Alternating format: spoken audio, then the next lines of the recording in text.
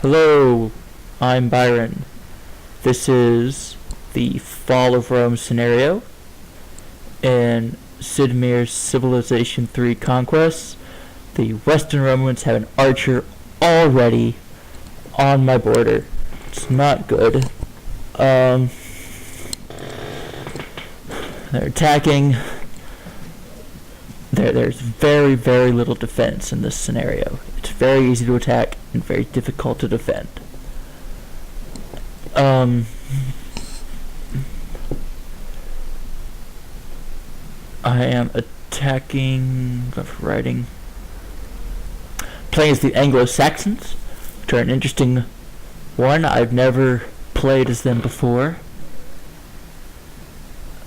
Who have I played as? I played as the Celts. You've probably seen that on the end screen when I end these games.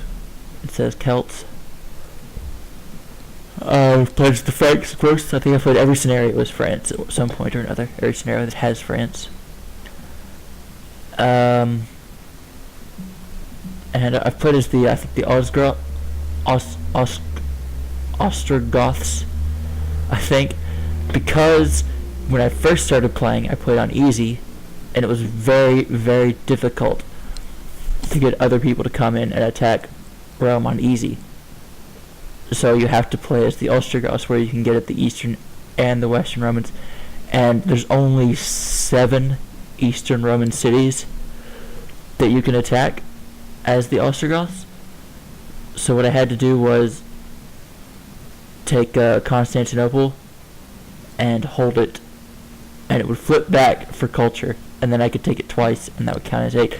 Once you take 8 cities from a civilization, it falls. That includes the barbarians. I've played as the Sassanids, which I don't remember that well, and I don't think I won as the Sassanids. And I've played as the Huns, which I definitely didn't win, but they're a very interesting faction in this game.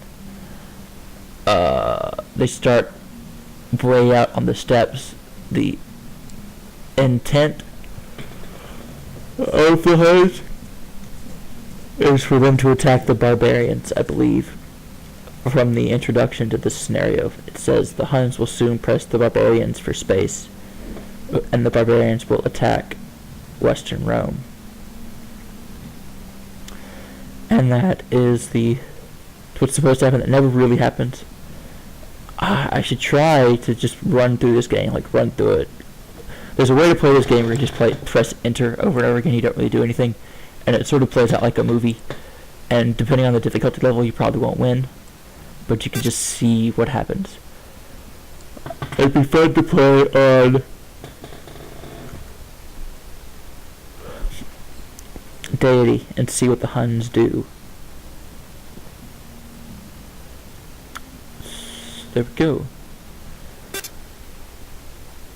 The Vandals are probably even more difficult. Vandals, I would say, might be the most difficult. The Huns, most difficult. Or maybe the Sassanids. The Sassanids don't have access to these big units down at the bottom. They have huge attack power that just goes through and can take any city at once. And you're better off burning the city to the ground. Otherwise, it could be taken back off you. If it's Roman, it'll flip almost immediately back. But even if it's not, it can be quickly taken back off of you by another barbarians. Hold on. It could be easily taken off by another barbarian warlords. That's what those units are called. The Anglo-Saxons are sort of a seafaring civ.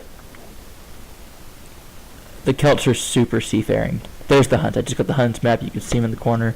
They're massive. Their empire starts out with just a bunch of cities. And when I played, I really didn't know how to utilize that so well. It would be very interesting to see how they play. Anyway, the main game is as the major barbarian factions in the West.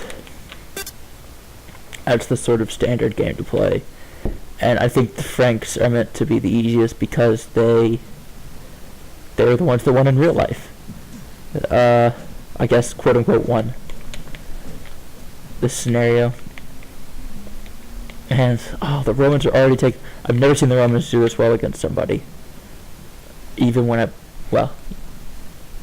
not even when I put an easy, of course. When I put an easy, it's much... The Romans don't do as well. The Romans don't fight bad as hard on easy, but the barbarians don't fight the Romans as hard.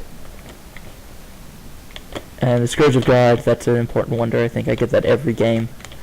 I get the tech for Scourge of God before I get the tech for Warlords. Because I sort of get that wonder up quickly. Anyway, I picked a topic for today, even though I've been talking about this for a while. The topic for today is biomes. I love biomes. Biomes are man-made categories for different sort of environments. And just sort of the way we define different environments as being. And not only are the categories man-made, the boundary between them is arbitrary. And I came up with a list of the... I've looked and looked and looked, and there's a bunch of different categorizations of biomes. But I hear the list. There is rainforest, grassland, desert, tundra, deciduous forest, savanna, unana, and boreal forest. The one that fascinated me the most as a kid, I think, was the tundra. It's really cold out today, and I hate the cold, so I would never want to live in the tundra. But it fascinates me because it's like a desert, but it's cold. Although, yeah, sometimes the tundra is defined. Tundra gets less rainfall than deserts, is the sort of the rule there.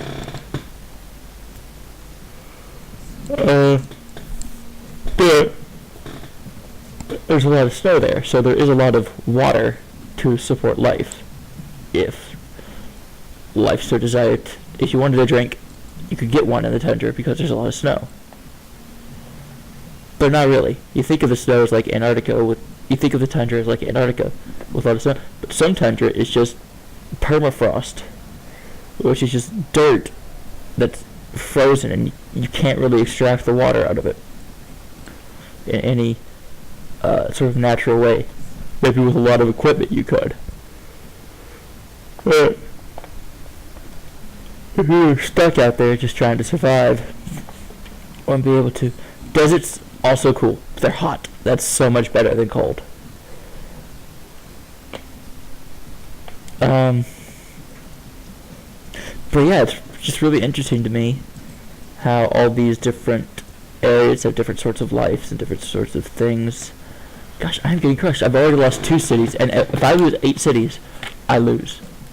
That's same rule applies for me as it does to Rome. I wonder if you guys can hear that, because I'm like rubbing against something. I'm wearing a jacket and I'm rubbing against it with the microphone, but it's not like the microphone-y part of the microphone. And I wonder if you guys can hear that.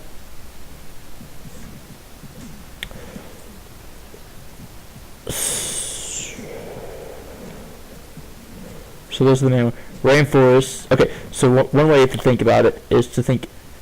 One way to think about how to define biomes is it inside out, or is it outside in? Do you look at the conditions that create the biome and define it that way, or do you look at the nature, the qualitative aspects of the biome and then define it that way? So from an inside out, you would go by climate and by rainfall. So desert is hot, dry. Tundra, cold, dry. Uh, Grassland would be temperate and sort of in between wet and dry. Savanna would be hot and sort of in between wet and dry. Rainforest, hot and wet. Deciduous forest, temperate and sort of in between wet and dry. No, deciduous forest is wet and temperate. And the boreal forest is wet and cold. In some ways, that is the area that's covered in snow, rather than permafrost. That's 3 cities. Oh, I'm getting crushed. This may not last too long. I've never had the Romans fight me this hard. Did I get enough people rallied against Rome? I think perhaps not, and I'm building settlers. I'm just trying to get out there. Oh, I did at one point play where I just wanted to play each of these scenarios, and my goal was to eliminate everyone. And I played as the Franks on this one, and I did a very good job. There was just, you can see sort of on the mini-map, the pink is France. By the end of the game, and it's sort of easy to do it here because it took way longer. The game was over, and I just said, wait, let me play a couple more turns. But it was long after the game actually ended. But still, I only had to take 8 cities from each guy. And I can't remember if I ended in the Sassanids, which are the Persians, or in the Huns. Can't remember. It was one of those two. I must have found some way to deal with the Celts. Maybe even I just took their non-British cities that they had, and maybe there were 8 of those that I was able to take.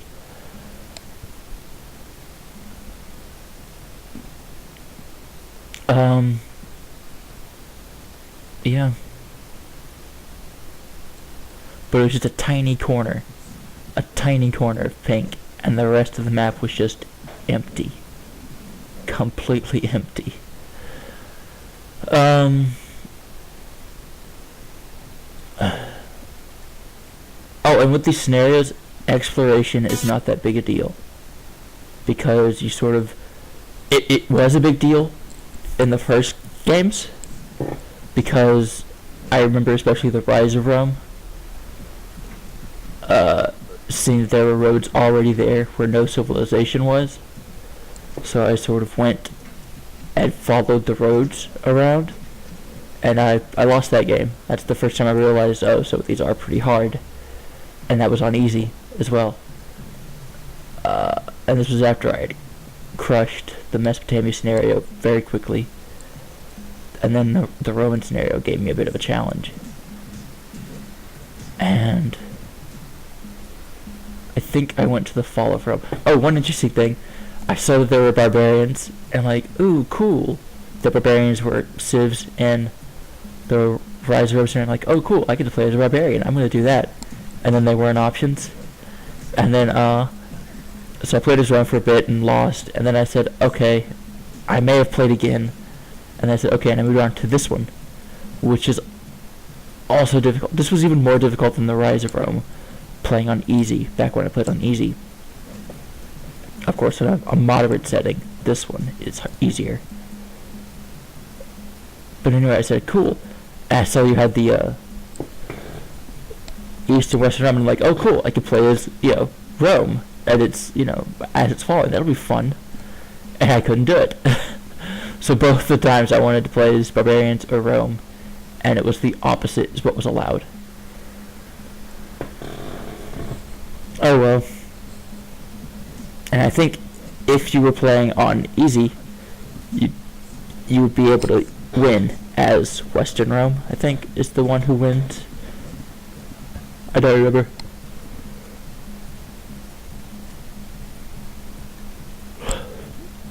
But it's fun.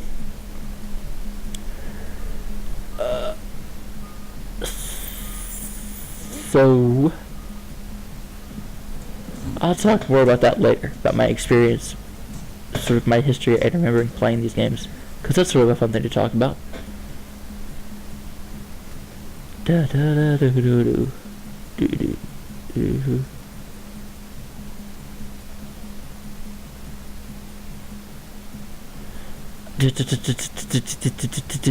I don't think there's anything else much interesting to say.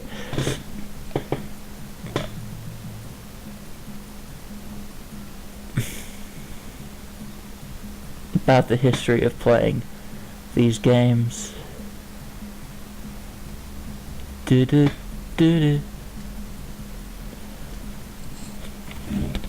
Okay, so, and the outside-in definition of biome, that would have the... Oh, and I didn't spend very long on this one because it was so hard, and I went immediately to the next. I don't remember which was the second one I beat. Total.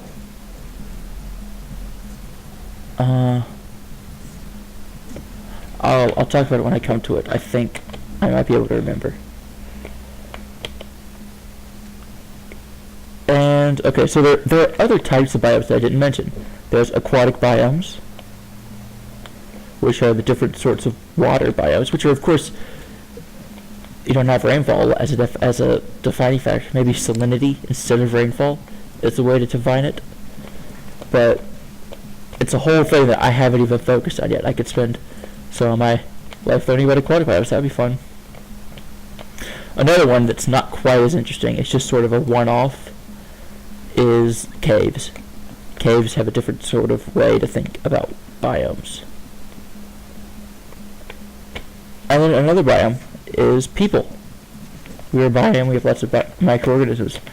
And one thing I was thinking a while back was that to a bacteria, or a germ, or a virus, the body of a human being or any animal is probably looks about the same as a swamp to them. So that might be why swamps are not a good place to go, and that's probably why swamps cause you to catch bacteria going into them. I wonder how many cities have I lost now. I think it's just 3, but they're coming in. Oh, good. Alright, I have another one there. Have I given up? I wonder if I've given up at this point. So growing up, and one thing that talked about this a lot was the Magic School Bus. They spent a long time, like they had a few episodes about each biome, which was so much fun. They had a desert episode that was cool. They had... Oh, and there were also video games that you could play, where you'd go like into the rainforest and stuff. That was cool. And one thing that's sort of related to biomes is natural wonders, which aren't in this game, but they're in Civ 5 and Civ 6.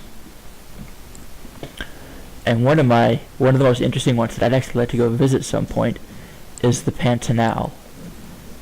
I don't know much about it, but it looks very interesting from playing this game. Why am I taking that settler so far out?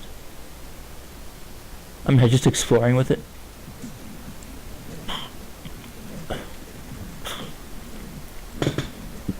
That is an Eastern Roman legionary. I believe the dark red are the Romans. Now, it doesn't matter because they're basically the same guy as far as we're concerned. As long as we can tell their cities apart, it doesn't really matter which units they are. But anyway, I'd like to visit the Pantanal, and America has a lot of cool national parks, and I've been to Mammoth Cave recently.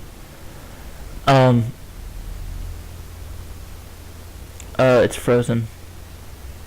I forget what happens here. I think I just wait and it unfreezes. I don't know, the time is going. I don't know. I'm not going to worry about it. I think it'll be fine. I'll check the next video. And if that's broken, oh no, I'm moving. The mouse moved. Okay, so something's happening. Anyway, I just want to talk about this idea of deep nature. It's very interesting to me, but it seems almost impossible because you defeat deep nature just by being in it. so you can't really experience it. But even if you negated that and said, oh, it's possible to just you being in there just make it deep nature, you still can't get close to it because there's going to be like a road less than like a day away, unless you want to walk for more than a day to get there, which not really that possible, not really that smart. So I don't really know. I would like deep nature, but it doesn't seem really possible for anyone to experience. It's sort of a place you can go in your mind. So think about deep nature a bit. Alright, that's all. Bye.